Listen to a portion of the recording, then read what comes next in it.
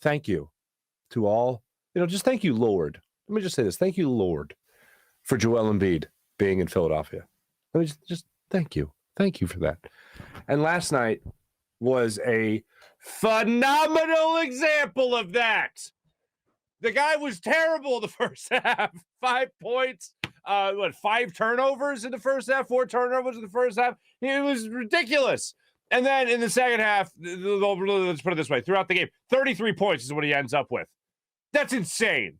That is literally a switch to be flipped somehow mentally to be able to carry on the way he did in the second half, to carry his team into this ball game. It was wild from start to finish. You start out this basketball game before the Sixers went up 3-0 on the Raptors, which they are right now, before Drake was kissing the ass of Joel Embiid at the end of the game. You're watching this game as a Sixers fan, and you're thinking, just to take you through my own trials and tribulations of that game that went to overtime, of course. I'm watching it just like you're watching it, and I'm thinking to myself, oh, my God.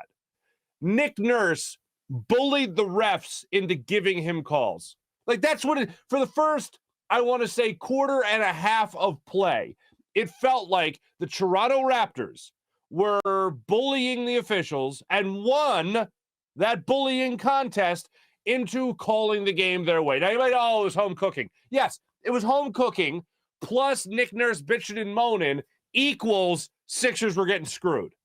And there were so many examples of this. The one example that really jumped out to me that let me know that something was really going to go down. People were telling me, oh, we knew this was going to come.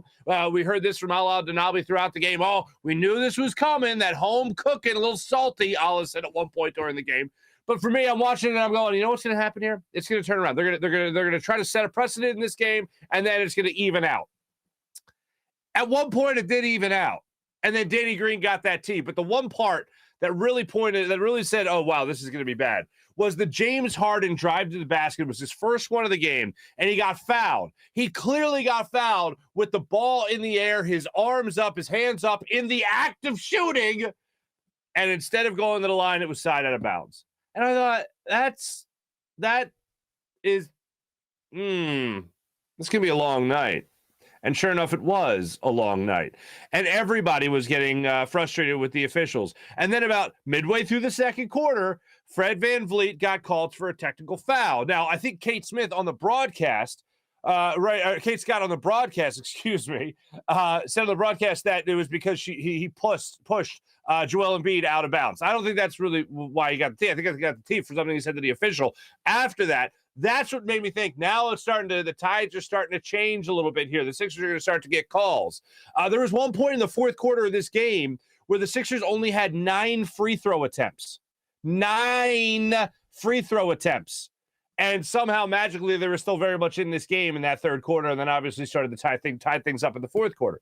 But I thought that Fred VanVleet technical was a changing of the guard a little bit, turning of the tides as far as how the game was going to be officiated. Then a controversial point. Danny Green gets called for a third foul underneath the Raptors basket. I didn't think it was a foul. I think it was a bogus call. Somebody said Danny Green, no, it's a good call because Danny Green hooked his arm.